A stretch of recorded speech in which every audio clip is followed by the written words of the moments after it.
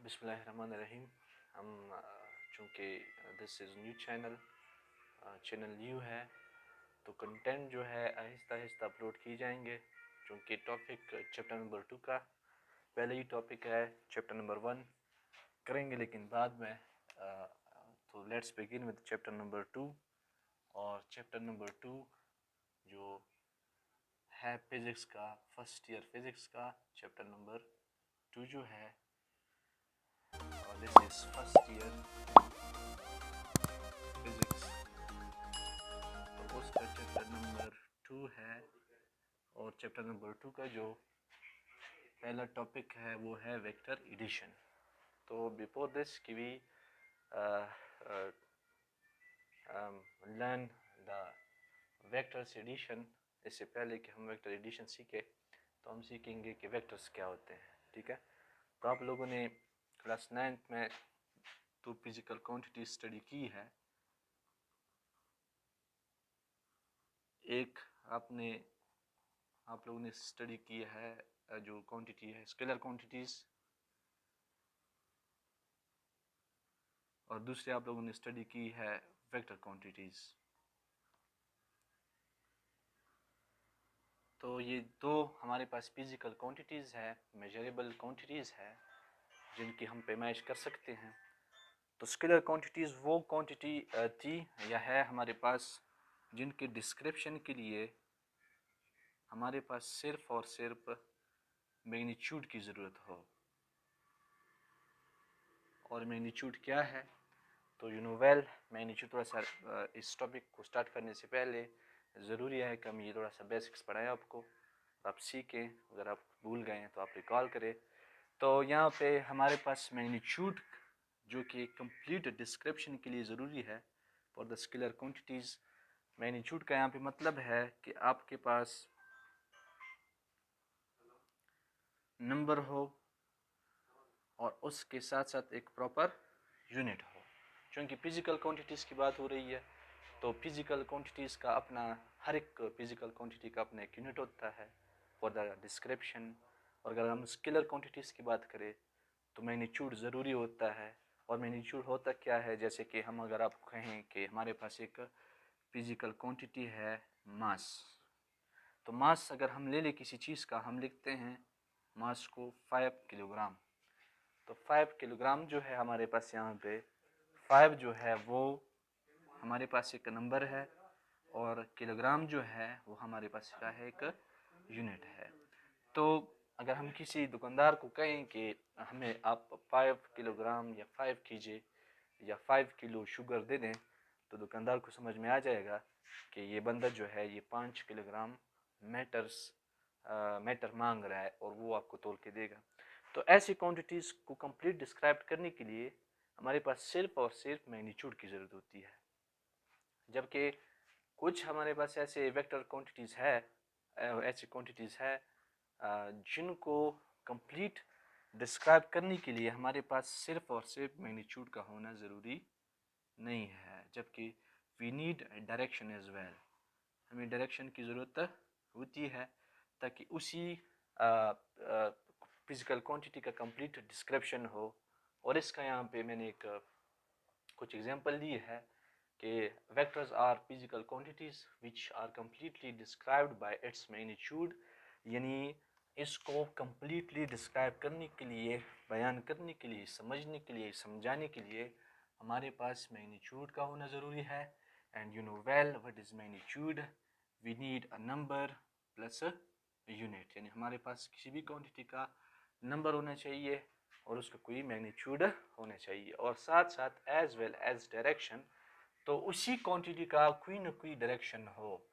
क्योंकि स्टार्ट है डायरेक्शन से, यहाँ पे हम मतलब ये ले सकते हैं, जैसे कि मैं अगर आपको कहूँ कि ईस्ट डायरेक्शन है या वेस्ट डायरेक्शन है, ठीक है, या नॉर्थ डायरेक्शन है या साउथ डायरेक्शन है, तो बाद में जाके हम इसको थोड़ा सा कम्प्लीटली डिस्क्राइब करेंगे कि हमारे पास फिजिक्स में डायरेक्शन को हम कैसे फाइंड करते हैं। We have special we can say एक चीज़ है जिसको हम थीटा कहते हैं, ठीक है, और 3 डायमेंशनल अल्फा बीटा गैमा कहते हैं।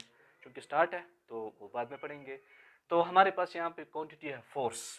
फोर्स का आपने पढ़ा होगा कि अगर हम किसी ऑब्जेक्ट पे फोर्स लगाना चाहे, suppose this is a box, ठीक है, तो इस बॉक्स पे हम क्या लगा रहे हैं, कोई फोर्स लगा रहे हैं।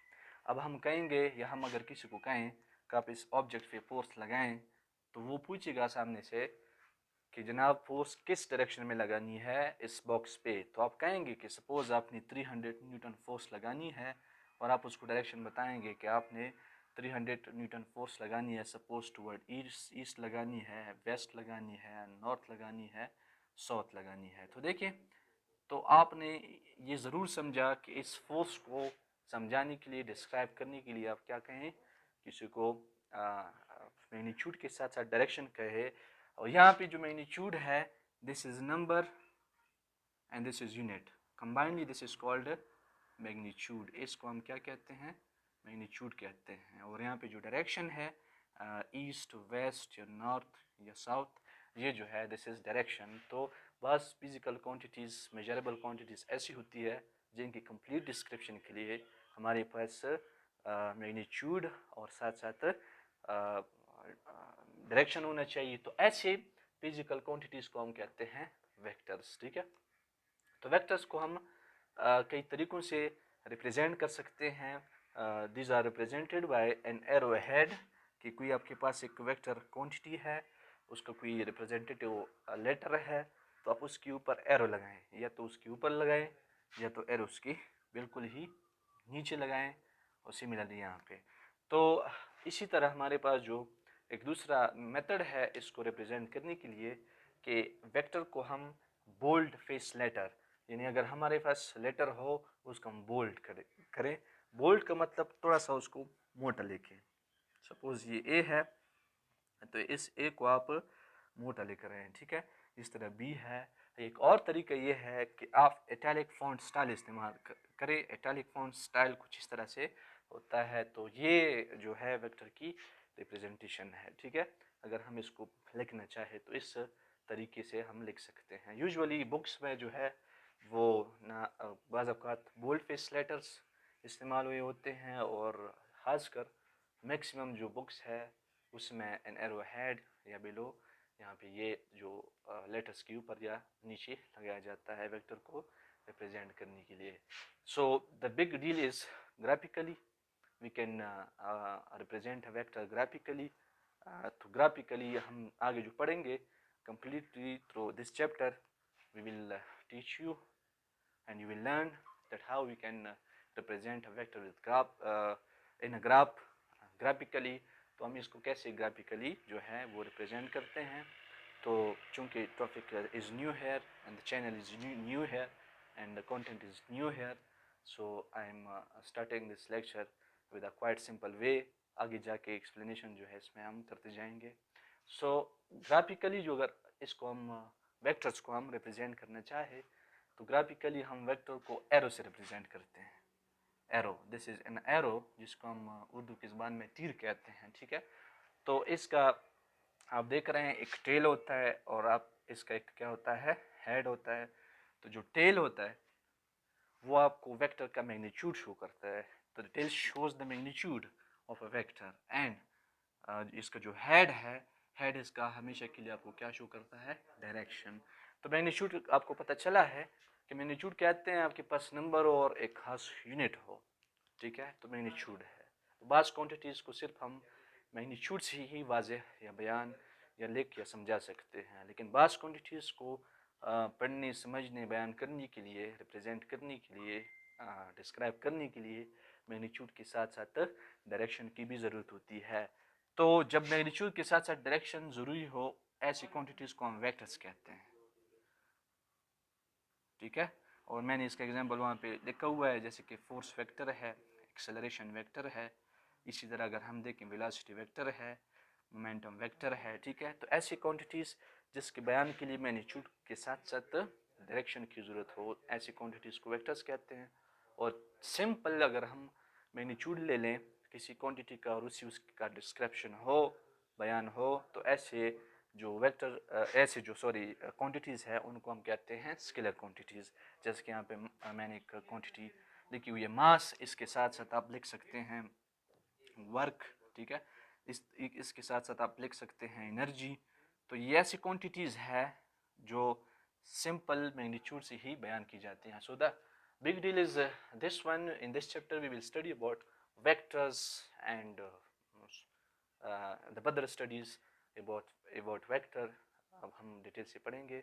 This is the first content I taught you in quite simple way, इसलिए कि जो वीक स्टूडेंट हैं वो भी सीखें, और जो वीक और टैलेंटेड तो कोई नहीं होता, लेकिन फिर भी स्टडी की बात है और अकल की बात है तो सारे इसको समझे। तो इंशाल्लाह topics according to the topics हम करते जाएंगे। आपके जो HSC में आने वाले MCQs है, MD-CAT वाले MCQs है, ठीक है, और जो आपके कंपटीशन एग्ज़ाम्स होते हैं उनके MCQs है, तो टॉपिक के अंदर ही हम वो हाईलाइट करेंगे। बस अब जस्ट इसको सीखें, पढ़ें और एंजॉय करें। So you are watching physics with Haider. Do like, subscribe and share the channel and videos. See you.